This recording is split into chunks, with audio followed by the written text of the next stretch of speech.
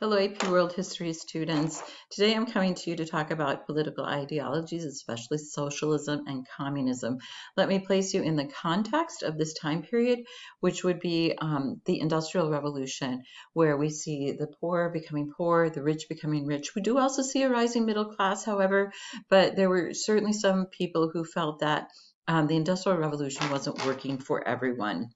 Um, so the first ideology we're going to look at is socialism. So what is socialism? It's an ideology, both political and social. So this ideology means that uh, there's political control in socialism as well as social control. It's an economic system that is based on shared wealth. So this is in quite contrast to capitalism, where some people become more wealthy than others. It is also a state with centralized planning. That means the state has control, or there's a group of people in the inner circle of the state, where whatever state it is, that decides what is to be produced, how much is to be produced, how it is to be distributed. It exists on a continuum somewhere between capitalism and its more extreme expression, which is communism. The term was first used in 1827 to refer to the followers of a man named Robert Owen. Now, the early socialists were quite idealistic, actually, and they thought that they would try to open or run utopian communities. And these communities specifically address the struggles of industrial and agricultural workers. They felt that industrial workers were being abused as well as agricultural workers. So what they wanted to do was operate according to principles of solidarity. That means if all of the industrial workers can come forward solid as one group, and if all the agricultural workers could also have solidarity, then they can oppose the oppressors that are taking advantage of them. They advocated an egalitarian society. This basically means that everyone is equal. Um, and they believe that economies should serve the broad populace rather than a favored few. So, as we saw in class with some of our examples, capitalism did indeed benefit, of course, the owners of the factories and the industrialists. There was a rising middle class, but to the socialists, this wasn't adequate, and it wasn't equally and fairly distributing the wealth among people. So the socialists decided to try to have what are called utopian communities. Charles Fourier and Robert Owen having the most famous. Now, these communities, I actually studied them in my psychology class because there are some basic flaws with these utopian communities. And one of them is that people will do harder work with the same incentive.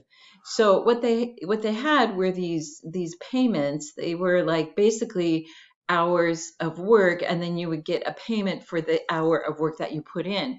But that hour of work could vary greatly among people, how much energy it required, how taxing it was on the person. And so as you can see, this is 1 hour of merchandise, and that's how they paid them. These utopian communities failed because of some basic fundamental human motivations, which are to be able to express oneself, to be able to have some choice in what you do. Now, certainly capitalists and the factory owners had a lot of control over people's lives as well, but the utopian communities just did not work. They did have a major impact in the 19th century.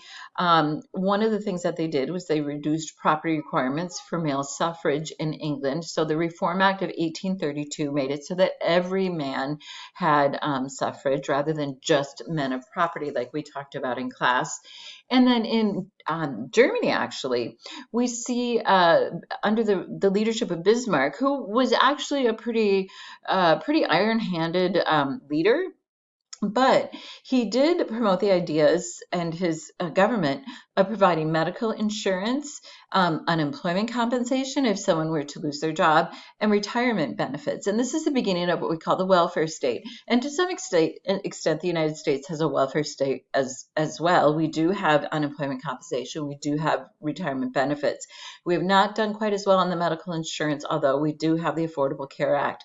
I have to say, when I was traveling in Germany with my one of my children, he got a really bad ear infection. He was just screaming and screaming, and he had a fever. And I'm like, oh my gosh, I have to get him to a doctor. So I showed up at this clinic, and they saw him right away, and they gave him medication right away, and they didn't even take a payment. Like it was just like covered, and I was so surprised at that. So this is, much of Europe still does have socialized medicine, and Canada does as well. And that's a whole nother topic I could get on to. It has benefits and disadvantages, as do most things in life.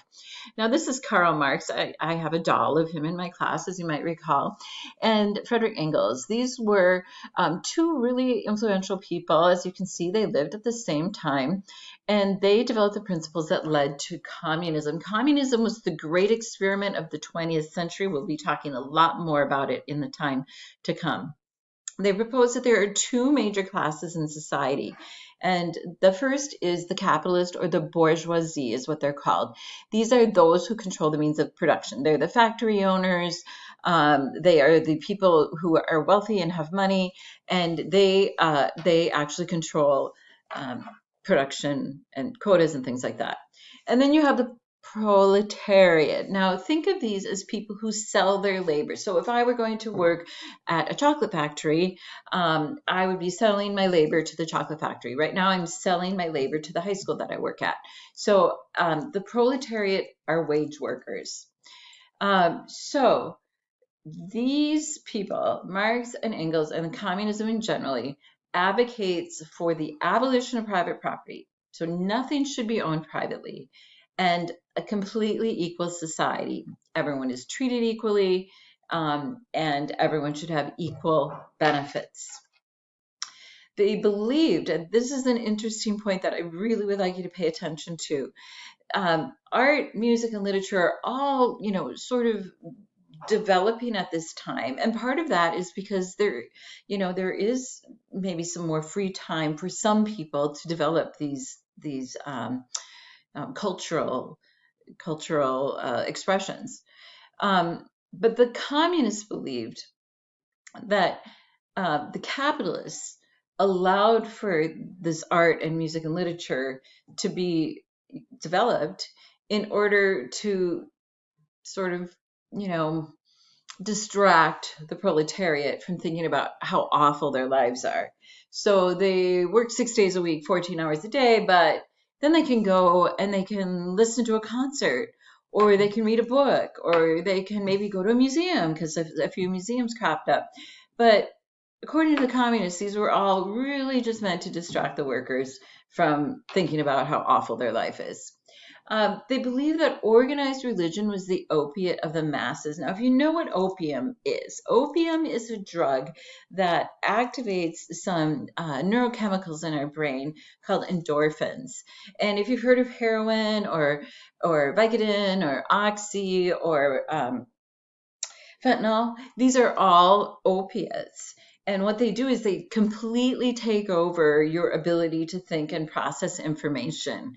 And so they were staunch atheists. They did not believe that religion should be allowed. They believed that religion clouded people's mind and, in effect, acted as opiates. Now, we're going to learn later on that opium in the mid-1800s is huge. There is so much opium. In fact, the British fought a war to keep opium flowing to China so that they could get their silk and, whatever else it is that they wanted from China.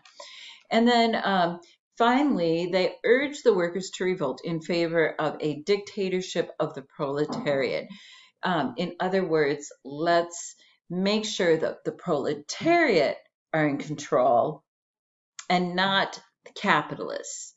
And we're going to see this dictatorship of the proletariat carry out in some revolutions that occur in the early 20th century in particular. Now, finally, we have this global division of labor that occurs. industrializing nations need resources, right? They're spewing out cotton fabrics and food products, and so the plantation economies with low wages could not create the demand. So what does that mean? In the plantation economies where people aren't getting paid much money, they cannot afford to buy many things. So um, some economies fostered industrial investment while others remained undeveloped and dependent, especially of those that were plantation economies and colonies of some of the larger capitalist countries. So Latin America, Sub-Saharan Africa, South and Southeast Asia were providing a lot of the raw materials to the industrial Europe and United States, and therefore they were left undeveloped during this period of time, and they remained dependent on their colonizers who were getting their products from them.